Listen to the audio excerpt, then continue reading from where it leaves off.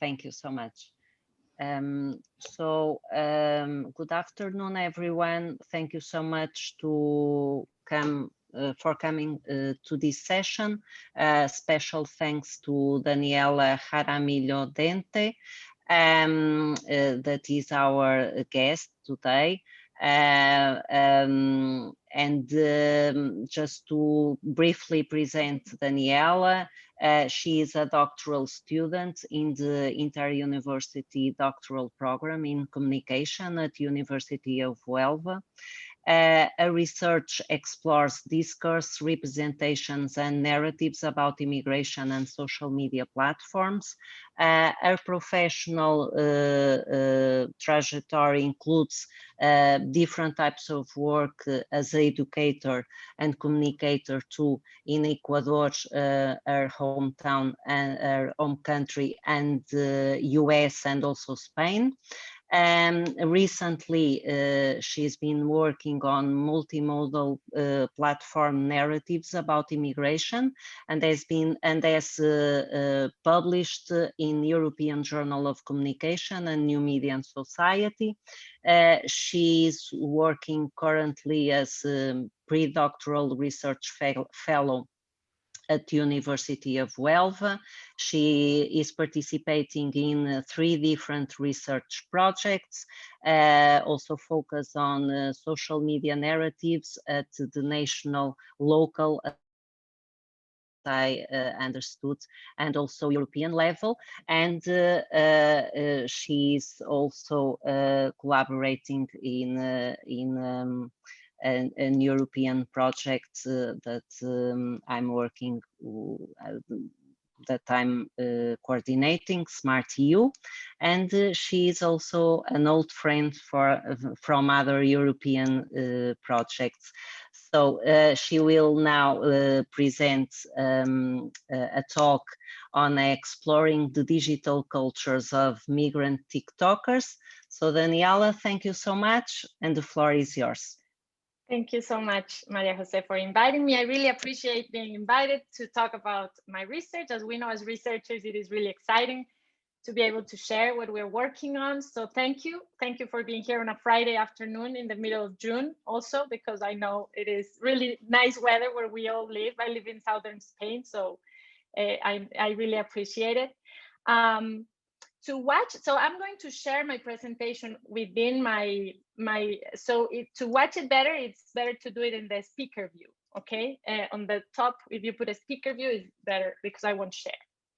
So yes, so today I will be talking a little bit about my ongoing project on the digital cultures of migrant TikTokers.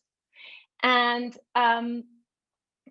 so let's talk a little bit. I want to position my research within my doctoral program, right? So I am studying discourse about immigration on social media. And I am actually looking at different actors who create content and discuss these issues within different platforms in an international context, specifically the US and Spain. Why? Because I am an immigrant and I have lived in the US and Spain. So this is my own experience helps me also have a perspective on this. This is my positionality as a researcher as well. So I have focused on 2 platforms, mainly Instagram and TikTok. Why? Because these platforms are very visual. They are understudied in the field of immigration. And also because they are very popular with younger populations that are forming their opinions about issues that are relevant, such as immigration. So I have studied until now 3 different actors. On the one hand, content creators who have been using Instagram posts, which I have analyzed, specifically when the migrant caravan was going on in the States. I've studied politicians using Instagram stories because when you study Instagram, it has many different formats. So it is useful to really delve into the different formats to understand how they work. And finally, and what I'm doing right now, I'm studying the migrant TikTokers because I wanted to know what migrant communities were saying about their own experience, how they respond to the mainstream narratives, etc. So let me tell you a little bit about my 2 first studies. So when I started, Instagram was at the end of 2018, and at this time, Instagram was mainly studied for phenomena such as selfies, self-representation, this type of research of popular culture. And there was very little research about marginalized communities. We have to consider that at that time, the Black Lives Matter movement was almost inexistent. The Me Too movement was in its infancy. So we're looking at this phenomenon going on. So, and we're not looking at these social, political situations happening and being studied in this very visual platform. So it was an opportunity for me to do this hashtag-based sample, because at that time, the API was open. So how many of you know what an API is? All of you? Good. Okay. So I actually extracted this data in the last 15 days that it was open. So it closed 3 days after I extracted it. So it was very interesting. At that time, I was very emerging. I'm still very emerging, but even more. And I didn't know what happened. But later I realized this is the last time someone can get this data in this way. So I used this tool called Netlytic, and I did a multimodal inductive content analysis of posts. So posts are very limited. They only have a few formats possible. They have text, they have emoji, they have hashtags. I assessed the opinions about immigration, and visually, because when you tackle such I had 600 posts, you have to really find trends within the content. So I found that the border was significant, the visual border. So I analyzed content that depicted the border. And I analyzed how these Instagrammers established otherness with the depicted migrants and their opinions. So regardless of their opinion about immigration, all content creators established the migrant as another, and the migrant was instrumentalized in order to self-represent as a humanitarian or as nationalist or patriotic individual. Now, in the second study, I started delving into how the Instagram offers a range of formats. So as we know, it has, for example, the live, it has the Instagram TV, Reels, and we have the stories, which are the ephemeral version of content on Instagram, and finally the posts. So the story format is relevant because this format has been given a privileged space within the platform. It is the most popular type of content on the platform, and it is responsible for having around 500 million people connect every day.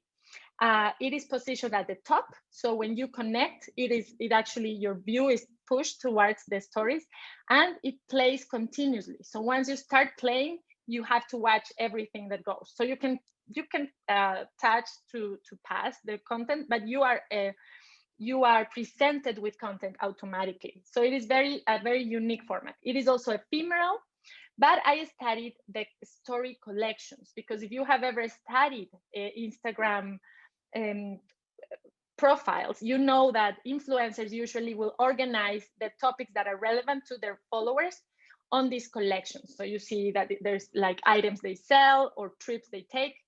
So in this case, I did the far right party box. This party has the largest following within Spanish parties in Spain in this platform.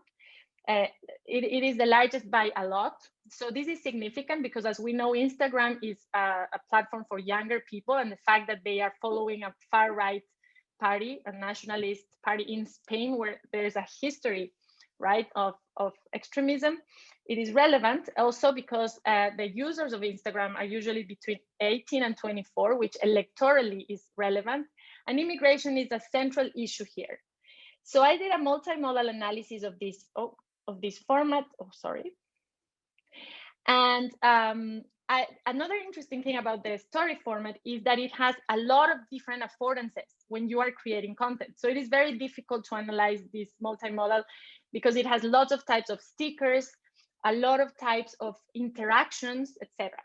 So I analyzed the persuasive power of these new affordances. So when you study communication theory, like traditional communication theory and persuasion and rhetoric, you usually study it from the perspective of, for example, emotional appeals and other strategies of persuasion that are used in political discourse and in other types of discourse.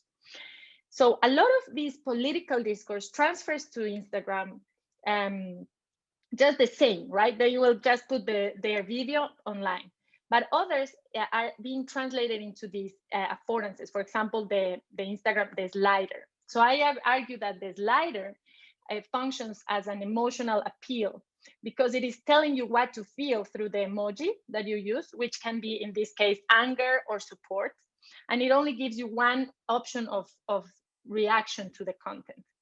So that was the study that I did on the last one on Instagram. It is important to note that when I was doing my study, I was trying to find content from all the parties and found that in both countries, the liberals were not speaking about immigration at all in their social media. So there was no content to be analyzed. So I couldn't include them in the analysis. So now let's go into TikTok after this kind of long introduction. So first, I would like to do a little bit of a survey. So I will include a little link on the chat so that you can answer just a very quick question. Let's see, there it is in the chat, and I will share this. Let's see, I have to do lots of things here. Share. Okay, so let's see your experience with TikTok. Let's see if I take this away and I push this one. There. Okay, so it is moving. So I have a lot of beginners in TikTok, I guess. Good. Okay, so this is good so that I can know how much information I need to give you. Okay, so you are users mainly. You are not prosumers yet. You are users of TikTok content. So let's look at this. So right now I have done a 10-month digital ethnography of this platform. It is important for me when I'm doing research to actually create content on it, see what it involves, because my research group focuses on media literacy. So I need to understand the level of competency that these creators have when they are creating this content, right? The level of difficulty. So I create content myself in order to assess that. So in this ethnography, I identified the Hispanic migrant TikTokers. How did we do that? We went into the profiles. So we used hashtags. We went into the profiles and we assessed whether they are actually Hispanic migrants and they are residing in one of these countries. And then we identified videos of interest. So this study was done, we did a sample of 198 TikTok videos. As I said, we identified the creators and we did a two-level data collection. First, we identified them through hashtags. So what is great about TikTok, different from Instagram, is that it is very easy to identify content on this platform. So you can search several hashtags at a time. You can search through keywords. You can search through, I will speak later about audio, but audio in TikTok is a cataloging element, which means it functions like a hashtag. So you click on the audio and you can see all the videos that have been created with this audio before. So this is very unique and wonderful for research because it allows you to really identify phenomenon of imitation and trends within the content. It also allows you to identify very popular songs and really assess why they may be popular, right? TikTok also gives you information about trends. If you're interested in celebrity cultures, etc., it gives you a lot of information about what is trending right now. Hashtags, audios, effects, everything. So we collected the data using a Python script, which I do not know how to use. I partnered with someone who did that. And then finally, we did the analysis using Atlas TI. It was an inductive, again, multimodal content analysis. We analyzed every aspect of the creation, from the text to the emoji to the embedded text and hashtags, the audio, everything. Now, in the analysis, we found there were two big groups of themes. On the one hand, we have the creative practices of relevance. Here, these three came up as relevant. So first of all, the use of audio, as I said before, on TikTok, audio is a cataloging element. It actually organizes the content. And you there have been two very interesting articles published recently on this topic, one by Crystal Abedin, and she explains how audio catalogs, content, and all the functions of audio on TikTok. And another one by Zuli and Zuli on New Media and Society. And that one explains to us how TikTok is structurally mimetic, or that it is a platform that actually promotes imitation through its structure. So this is relevant because, as we know, we always try to find these themes and these trends and what is being repeated, right? But this platform actually promotes that. So when you are consuming and trying to analyze the content here, you can see that there are a lot of templates, you could say like narrative templates within the platform.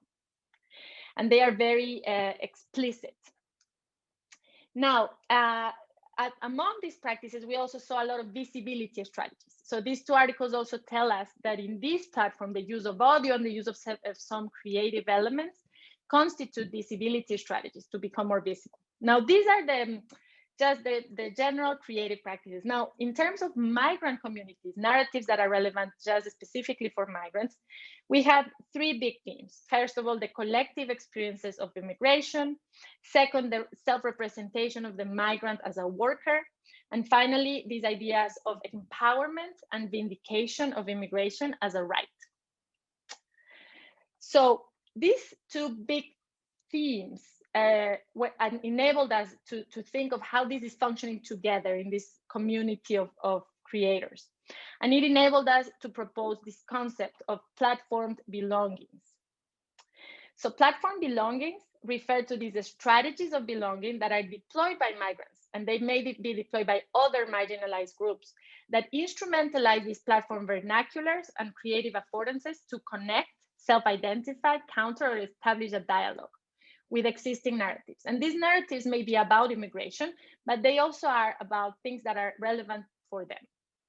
Now, why belongings? Because as we know, migrants and people in general have different identities and belong to different groups. So these belongings are established at the national level, at the cultural level, at the interests that are common, but also at the digital level. So the belongings also are established within the mainstream TikTok culture of creators through the use of different affordances and creative practices. So now let's look at some examples of this. So what are we talking about, right? So here you have an example of the use of music to establish empowerment. So in this song, so on TikTok, there is this other phenomenon, is not related to this, but this is how this song comes to be, is a creator who actually devotes herself to create tracks for TikTok. So she actually creates rap songs that are protest songs about different issues that are important to her for this 60-second format. It is important to note that now TikTok allows up to 2 minutes, but when I did the research, it was up to 60 seconds. So this song is a rap song, and it is created by a Spanish national, but it has been reused several times, up to 1,000 times, and really appropriated by the migrant community. So the lyrics are very interesting because they do something that is different. They actually position the migrant as the one supporting the country, as the hardworking one, and the native as the one receiving aid. So it directly contradicts a widespread belief of migrants receiving public aid. Now, the visual component is very interesting too, because we see that on TikTok, we have this idea of lip syncing and monologue, just looking at the camera. So they all do the same, but they customize the content through the use of effects, such as the black and white, the sunglasses, or the nostalgic hearts. So you can see how this is imitation and also customization at the same time, right? Or identity, just a singular, unique identity. Now let's look at two examples of mimesis or imitation, how memes are done, these audiovisual memes. So on the one hand, we have mimesis and customization. So now, Zuli and Zuli, in their article of 2020 that I mentioned before, they talk about how the use of very popular songs on TikTok are very strategic to gain visibility in the platform. So you can identify this song. So the song used here specifically was used 54 million times. So this is what a popular song on TikTok is, like 60 million times, right? Now, the song is not related to immigration. It is just a general song. But what they do is they use the embedded text to tell their unique story about immigration. So they will, in theory, right, they will get picked up by the For You page. So the For You page on TikTok is the main wall, and it is very algorithmic. And it is an algorithm that works differently from other algorithms because it provides an opportunity of visibility that is much more powerful than other platforms. Also, privacy is less important in this platform. So it has the potential to become viral, and it has less privacy. So if you see the visual, it is the pointing. We've called it the pointing and dancing. So what they do is they point to the words. Now I've tried to create this, and this is not easy. You have to do the dancing first, and then you have to enter the text, but in the phone. So this requires some level of skill. So they don't sacrifice the visibility provided by the very popular song, but they push through a narrative about immigration, a lot of times about discrimination, oppression, etc. Now, another interesting thing about TikTok is that it enables you to create content on top of previous content. So an example of this is this one, which is the duet format, but there are other formats. There's the green screen where you can include content on the back or as a little square. Or, for example, the stitch, where you can take a piece of someone else's video and complete it with your own video to respond to it. So these types of creative affordances enable this establishment of affinity and empathy between these migrant creators. How? So the creator on the right did the original video. In her video, she uses vallenato, which is a very specific song type of music from Colombia. And she tells a story with the embedded text about how it is very hard to get a qualified job in Spain. She has education, but she cannot get a qualified job. Now, the song is very sad, and it talks about how difficult life is. And on the left, you see the second creator. So this was done second. And she responds to every one of her arguments, just giving her support and saying that she has also gone through this. So you can see how the fact that this platform enables this duet format also provides this opportunity for belonging to this community of people who have a similar experience. Now, the narrative templates, as I said before, we had the monologue, we have the embedded text, the dancing, and this one is very interesting. So this is also widespread on TikTok, and we've called it the one-person dialogue. So it is one person who talks to him or herself and acts as if they were two people. So for migrants, how they do it, they usually will reenact their experiences with native citizens, or, for example, they will make fun of MAGA supporters, which are the Trumpists. Yeah, this is one of the narrative templates that are very widespread on the platform. Now, the migrant as worker representation is very established in the literature. Basically, migrants understand that the receiving countries, when they travel to the global north, expect them to gain some skills and become this good migrant. So the good migrant follows neoliberal expectations of productivity, of work, of skill. So here we see this positive representation of work. Now, they use all of these, but also they use very relevant, culturally relevant music. So here we can see, for example, the Ecuadorian San Juanito, the vallenato, the cumbia, the rap, and the corridos, the Mexican corridos. Now, not only the genre is relevant, but also the lyrics express very specific narratives about work, about migrating, about the journey. So we can see that it is very marked cultural and narrative traits. This is combined with this visual representation of work. So we see the types of jobs that migrants show themselves doing. And these are usually unqualified jobs, such as or low skill jobs such as agriculture, restaurant business, home cleaning. Actually, they support the literature and the types of jobs that Hispanic migrants do in both countries. Now, this seems to be directed at different groups. Now, within the same content, they use, for example, hashtags that do different things. On the one hand, they express, for example, a strength in work. They tell us about the intended audience, which could be as wide as immigrants or Latinos, and as narrow as 504, which refers to Hondurans specifically, or MAGA, which is the supporters of Trump. Now they also express gratefulness, and they use hashtags that suggest that they want to become viral through the For You page. So these are very explicit, viral, trending, and For You. But we also have some that are less obvious, that come from these forums and these ideas of algorithmic gossip that Sophie Bishop suggests, where she says that creators of content actually participate in forums to learn about strategies that are effective to become viral on different platforms. Now, the emoji were also relevant because they express different emotions and different identities. So they use the flags, for example, together to express this dual identity, and then the different emotions about work, gratefulness, happiness, and strength. Okay, I have another survey. Let's see if I can open it. Okay, so here, let's see if I can. I'll put it in the chat again. Okay.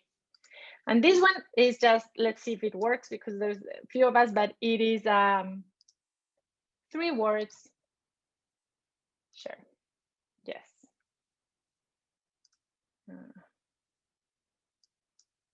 And there. Let's see if it works.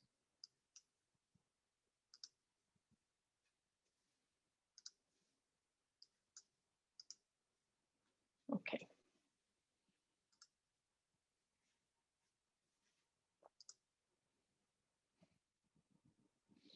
Yeah.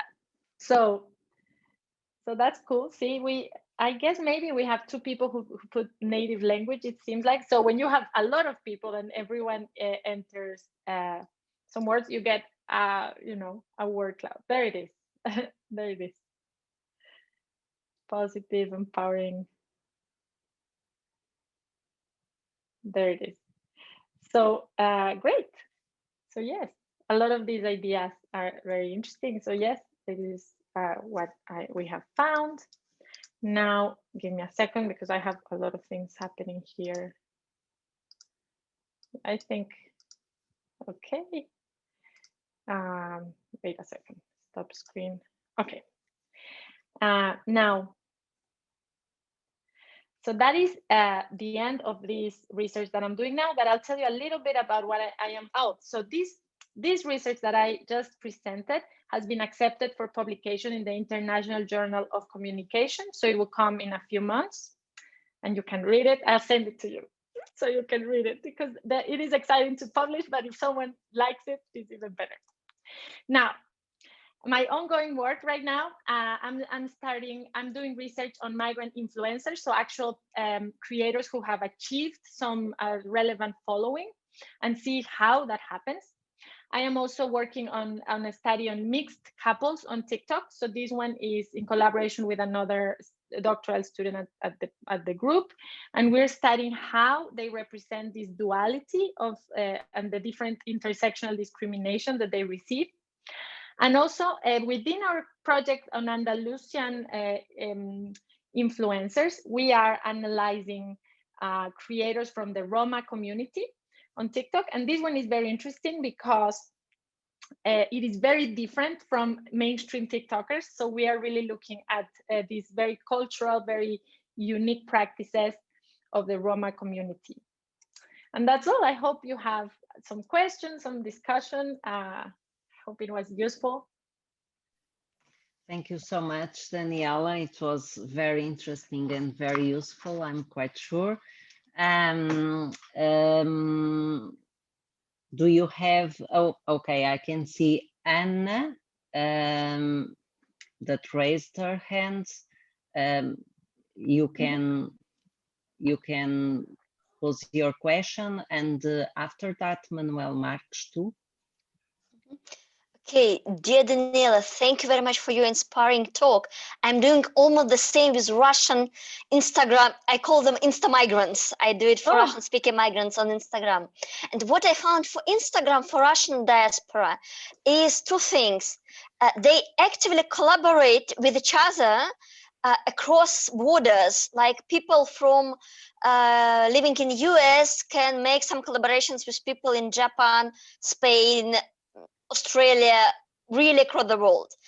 It seems to be really commercial, so they invest these efforts to collaborate to push their blogs. And I'm interested whether it exists on TikTok. So this is two questions in one. First, whether you observed such global collaboration of Spanish people who make TikTok in Spanish language. And second, whether you observe these commercial activities, or it's rather like on Twitter, when people just, unite via hashtag. I know that TikTok also goes viral just because people spread the content. Instagram seems to be more commercial. So I would really interested in your answers. Thank you very much for your talk again. Sure.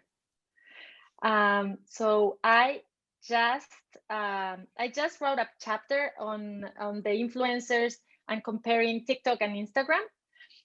So Instagram is different. So basically, TikTok, you become viral through content. So it is a content-based virality and popularity. So you can have one video and become popular.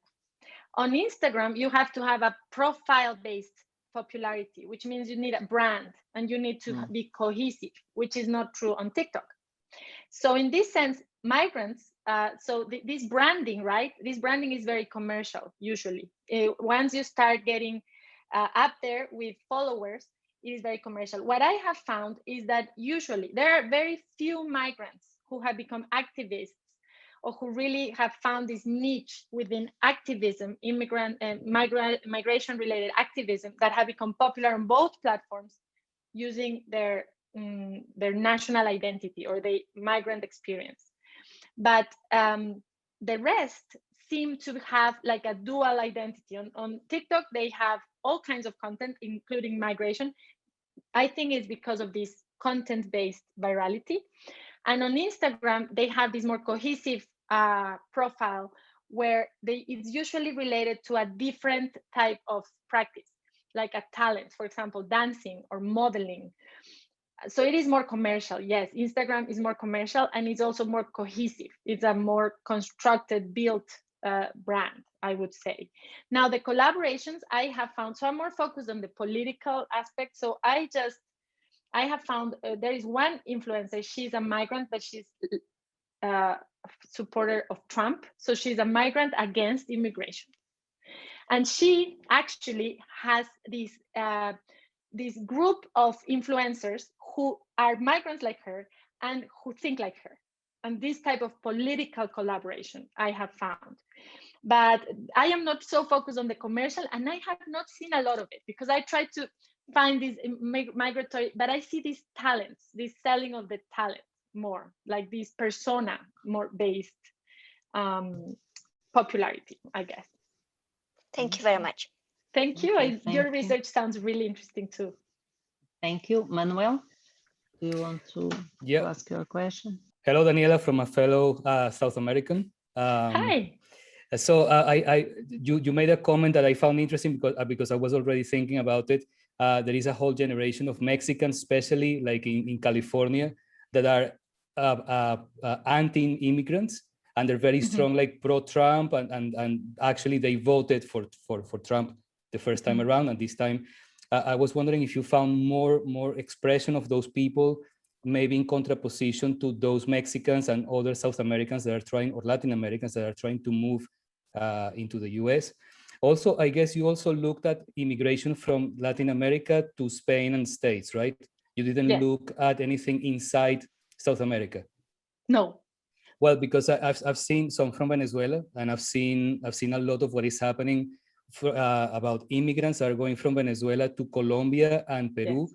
and the expression is extremely musical as well. So they express a lot of the pain and the hardship and the sort of loss of sense of brotherhood, sisterhood that supposedly exists between Latin Americans, which is all crap, because in the end, Peruvians and Colombians are really being really aggressive towards Venezuelans, and it's been really intense. So I was just wondering if you had some comments on those lines, and thank you for the talk. It was great. Yeah, thank you.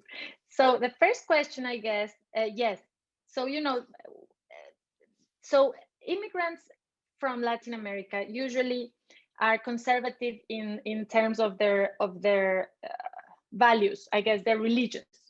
So there are issues in politics that they will not cross, even though they are immigrants, and that is the party that will support them, I guess, the liberals. And these issues are abortion, gay rights, etc. These type of issues are for them a deal breaker. So this is how the literature tells us, this is how immigrants from Latin America become right-wing ideologically. Now, within the content that I have found, you really see that a lot of these creators have actually migrated illegally. They've been undocumented, they've done it, but they don't want other people to do it. So it's a very unique situation. I'm actually very interested. I'm actually delving into this because it's not easy to find. Because I am doing a digital, I'm studying the digital context, so I have to study the digital context, So it's hard to find, but they do get into fights. So the influencers, these activist influencers, they will get into fights digitally. So this content that enables affinity also enables these debates. So they will be on top of each other and fight about what they believe, insult each other. Both of them say that the other one is oppressive, so oppression from both sides. And this is really ideologically happening all across, right? We see this with this idea of wokeness and the culture, the cancel culture. That's horrible. Exactly. Yes, that I was going to ask about that as well. Yeah. So this is happening. So this conservative immigrant TikToker, she actually was the biggest victim. She really expressed her victimhood in relation to liberals. So this is interesting to me because I am a liberal. So this is where our positionality really, we need to control it in order to really look at this phenomenon from a more neutral place, because it's interesting how she could feel victimized as an immigrant. So it's just very interesting. Things are changing, and it's fascinating work. And now about Latin America, I haven't done research because how are you a doctoral student? No, I'm a professor. You're a doctor. Exactly. Yeah. So what happens is when you're a doctoral student, you have to focus on this, what you said you would do. Fair enough. It's really, fair enough. Want to finish. It was more a curiosity, yes, because I being a Venezuelan, I've seen so many songs that have been created about the new status of Venezuelans who in the 90s were extremely rich and had a beautiful country, and now all of a sudden they find themselves in this crazy situation, fragmented from their families, looking for jobs, being overqualified a lot of the time, and being insulted. So it's a very complicated thing that it hasn't been very much documented, I don't think. So I became very curious when you began to speak about the musical expression, because I've seen it a lot. So I didn't find Venezuelan music specifically, but I did find a lot of Venezuelan creators, a lot of them. Okay. Many of them, but the music wasn't there.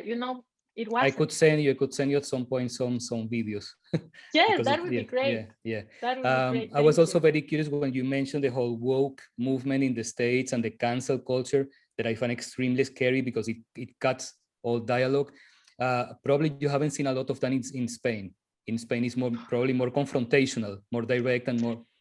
No, Spain is very actually worrying. I just got my nationality, so I'm a Spaniard now. And it is very strange because when you migrate, probably you have this experience. You think that your experience will be one from your ideas of migration, but then you feel in danger sometimes. I think right now, being different is complicated, and having ideas of inclusion is becoming very controversial. So being a humanitarian is controversial now, or being a feminist. So it's all ideological. So it's a difficult time really for research, because it's also the ideologies are being mixed with being a researcher. So even in Denmark, they're saying now that you can't be an activist researcher. So it's complicated. It's I think right now. Yeah, just a last comment about something that I see very tangentially happening, perhaps not in Portugal, is that I think the whole cancel and woke culture in the States is kind of spreading to Latin America, and in Brazil is growing, and Brazilians are growing their own version of it, and some of it is coming here. So I'm very curious as to how, because the Portuguese culture is not canceled. So I'm just curious as to how, in terms of like social media, this is gonna maybe clash, and probably that is already happening in Spain. In Spain, it is happening. We have a cancel culture here.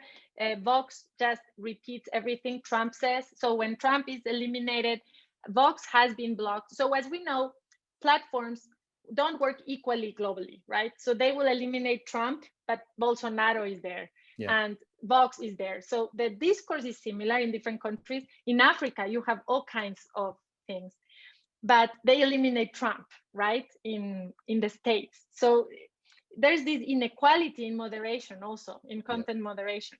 So in Spain, it's just rampant. Like Vox just did a whole campaign against immigrants. Like they actually showed a picture of how much money an immigrant is paid, which is not what an immigrant is paid, is what the organization who helps the immigrants pay.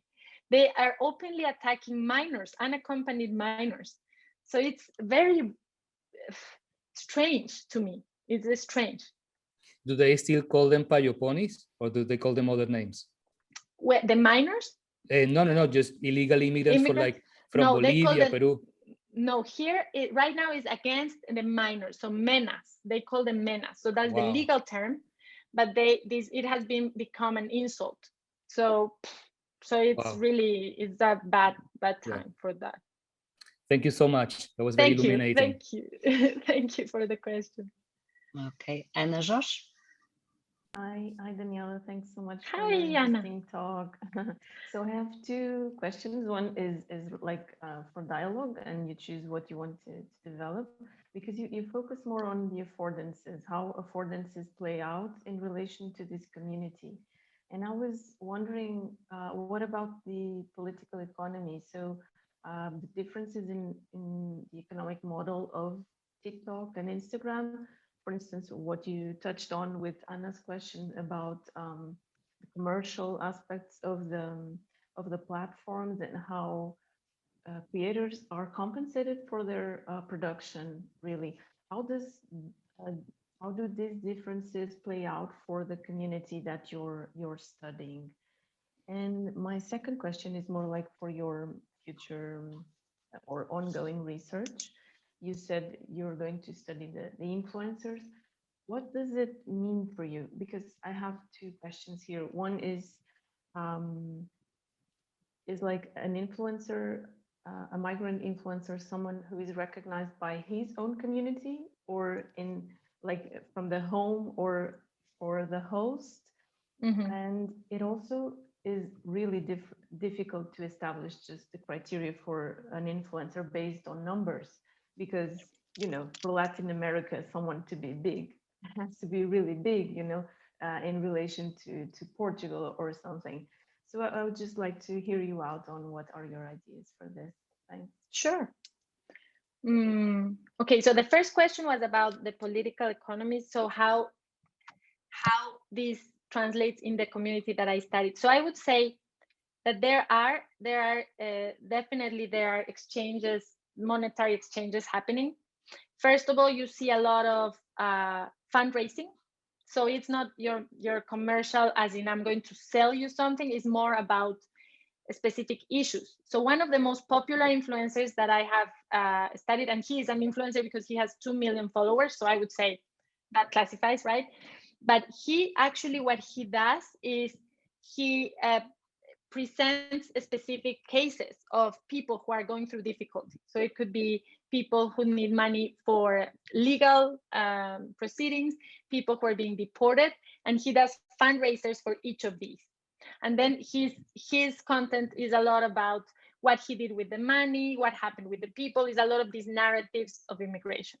Then there's the political content where he actually attacks other TikTokers or brings experts to discuss migratory topics. He's very young, so you see a lot of passion, and is not a very organized, established, but he's very efficient in attracting a following. Now, I would say that the political economies here, when you talk about that, I would say that translates here into how I see it. These creators are trying to really appropriate their own voice in their own issues. So as we know, like if you read literature about immigration, migrants are never included in their own narratives. They are spoken about, but they usually don't speak about themselves in the public sphere. So TikTok has become, for some of them, a way to be able to contradict or approach the narratives about themselves and tell their own stories. This is actually who I am. So the most successful ones in doing this second thing I said, because a lot of the content gets lost on the algorithm, it never gets picked. So they are not successful. But the most successful ones are the ones who actually are able to integrate these practices. So I talked about music and specific affordances, but I have now I'm doing the ethnography constantly, and I have found there's one in the States. He has 5 million followers, and he is a Muslim. I think he's Venezuelan. He's a Venezuelan Muslim who lives in the States. And he is amazing because what he does is he does this humorous content. It's like a self-deprecating kind of humor where he makes fun of things about being a Muslim, but then he gets serious. So he will talk about stereotypes in a humorous way and then get serious. So this seems to be very effective to become viral, to attract a following. And he has a very cohesive brand. Like he has a greeting, he has he has very specific branding elements. So I would say that the ones that are able to really catch on the trends that are happening on TikTok. So now that I am interviewing some of them, some of the ones who have a bigger following. So I'm doing middle. So to start answering your second question, the influencers, how do I qualify them? First of all, TikTok starts paying creators at 10,000 followers. So I would say anyone who they are paying could be a micro or nano influencer. And then the next one would be within the community of migrants, having an amount of followers that actually gets you paid is definitely an influential number of followers, because I don't like numbers. I never evaluate, for example, numbers of likes, etc. I think that is deceiving, because a lot of times the majority of users, as we know, they are only consuming the content and they're not interacting. Also, on TikTok, the sign is a heart, and a lot of times you don't heart it, right? A lot of times you hate it. So you don't interact with it because you have a different opinion. So likes are not really relevant. I think views are relevant because those really people who saw it. And then followers, it's a metric that I guess in order to look at influence is relevant.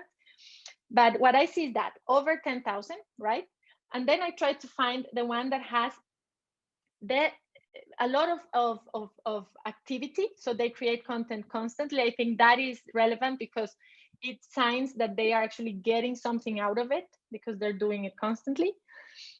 And finally, Yeah, I would say those two are over 10,000. And I try to get the ones with the largest following, because for me it is very interesting when a migrant who only does content about immigration gets 1 million followers. I think this is relevant, right? Because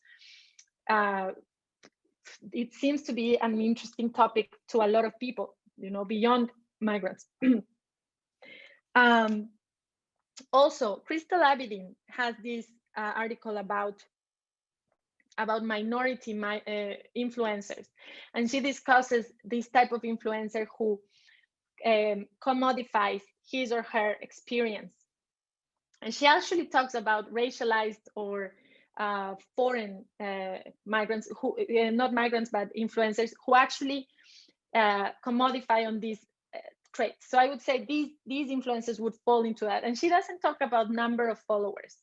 She actually discusses how these could be niche influencers that have something that may, so for example, for an article, how I would justify it, because that's what we do at the end, right? So I would justify it by saying that within migrants, this is significant because it's a niche community that has a specific interests. For sure, and I really agree with your criterion to see who's regular in producing. And I also use, but that's different for TikTok because it's a recent platform, but I usually look at how long they have produced. So if they're like professional, they have been doing this for some years, but for TikTok, it might be really different. No, for TikTok is the opposite. So okay. I have, so the 5 million followers one that I told you in the States, the Muslim Venezuelan influencer, he has been creating content since October. And he has 5 million followers. And we're looking at some of them. If you have a really viral video, some of them have 5 videos and they have 200,000 followers. So TikTok operates a little bit different in this sense. Thanks, Daniela. Thank you.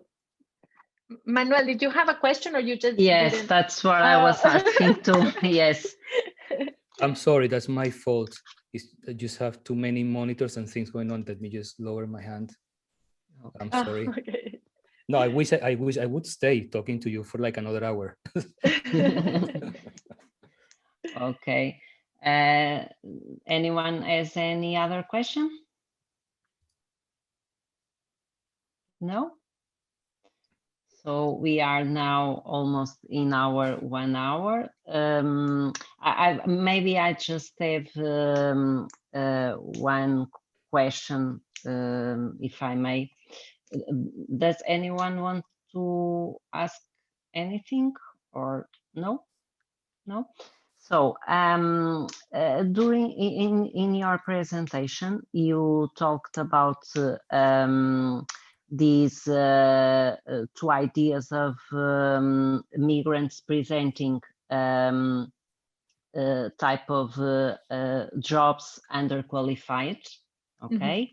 And at the same time, hashtags, some of them were kind of, if I can say, that were showing strength and somehow power. And in a way, this can be a sort of inner contradiction. So for migrant influencers, and I know that you are still working on it, do you find the same type of this kind of inner contradiction, or they have some other, they show, for instance, better qualified jobs and still empowered and strength hashtags? I don't know if this is interesting. So so this migrant as worker, usually I would say this is interesting because I was thinking about this when I was practicing the presentation the other day. So migrants, I think that what happens is that so I am looking at content that I identify through hashtags that relate to immigration, right? So immigration, migrant, etc. Or co-occurring hashtags, for example, immigration and Latino, this type of thing. So because I identified it like that, I have content where the creator is identifying this content with their identity as a migrant or their migrant experience. So within this content, this is the work they show. Now, there is a nuanced content, for example, entrepreneurial content, where they are the owner of the restaurant and they tell their journey of success, or where they are talking about how migrants should harness this ability of adapting to change in order to be entrepreneurs. So yes, there are different nuances, I would say, but I think what happens is that that this identity of immigration is very closely related to this idea of difficulty and the work, and the content I have found that is related to more qualified jobs is not connected to the immigrant identity. So it is in the profile, but it doesn't say immigrant. See, so that's why I didn't identify initially. I have identified it now when I go into the profiles. So I would say the more qualified jobs are seen as a dimension that is separate from immigration. And then the difficult and unqualified and this difficulty idea is more connected to the immigrant identity in what I have seen. Thank you, Daniela.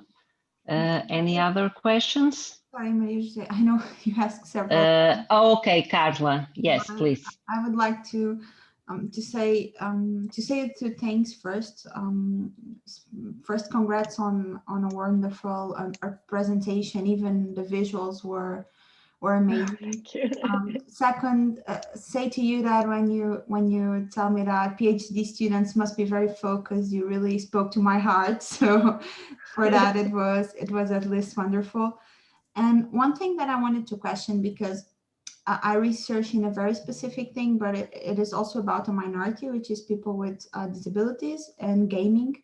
And I was thinking that, have you found somehow some connections between people that does content to a minority and tries to somehow reach other questions of minorities in more like an intersectional way, like imagine a migrant that also addresses more like feminism, or a migrant that also addresses disabilities, or other I will not say that feminism is like a minority issue, but other very activism related issues. Yes, so definitely.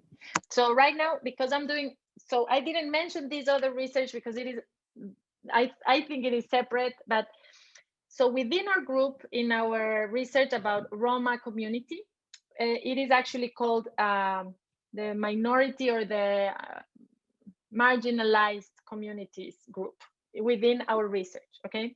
So in this group, we are analyzing migrants, Roma community, and one of the doctoral students, she actually analyzes disabilities. So we have found people who actually fall into a lot of the groups that we analyze, but also LGBT. So we have people, for example, who have a disability and identify as LGBT, and their identity is very focused on that, because it could be that they identify as LGBT, but it's not present. But they are activists in both. Yes, it is not very common, but we have found many examples of these. And it is hard to study these communities that present intersectional traits, because the analysis becomes difficult, even though the practices may be similar. For example, their identity is presented, right? The people with disabilities tend to educate their followers about their disability, what we have found. So they will actually create guides. So on Instagram, for example, there's this other type of content that I just found, is called the guides. And we found this person with, what does she have? I think it's Asperger's. And she describes what is Asperger's and what is not Asperger's. So this is very interesting. And so they will explain these both parts of their identity. We also have a lot of people who defend the body pride. So different types of bodies, yes.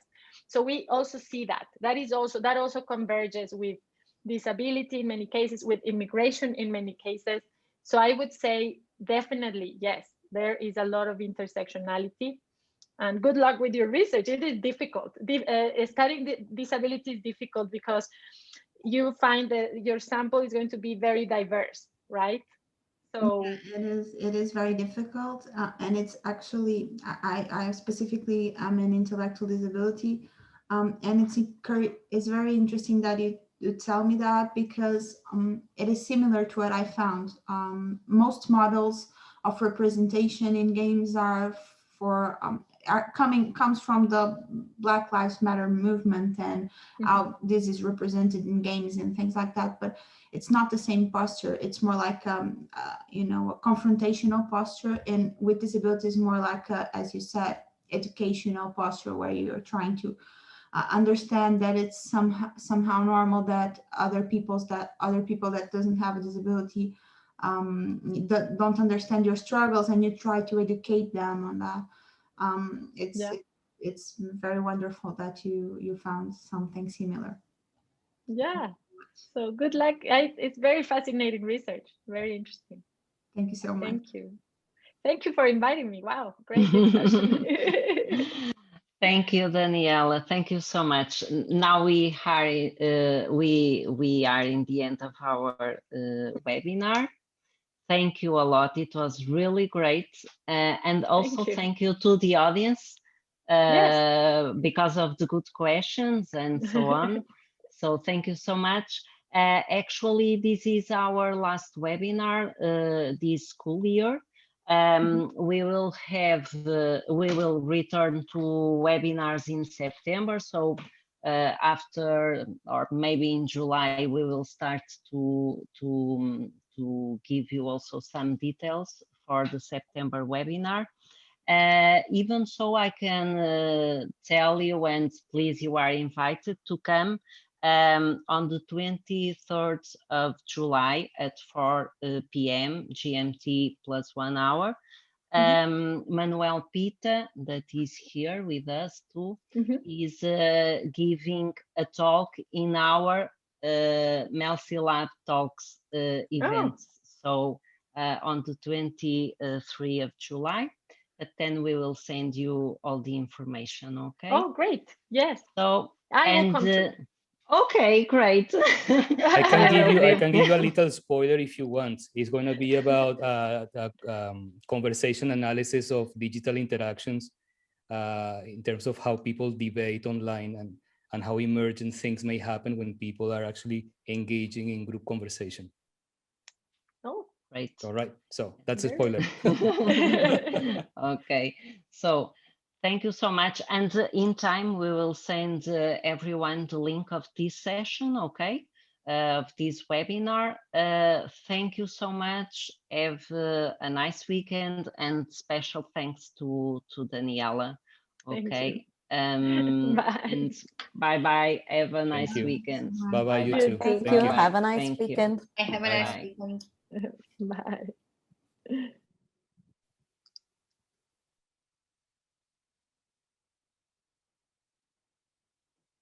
Sim, Carla, eu concordo consigo. Sabe que estava a pensar no mesmo, rigorosamente no mesmo. Eu até já tinha aqui, digo assim, quando acabar eu vou dizer isto à Carla, porque de facto, por exemplo, houve uma vez que eu enviei ao Luís Pereira, que foi um dos nossos primeiros, foi o nosso primeiro orador, e depois já não sei, na sessão seguinte eu enviei-lhe e ele veio.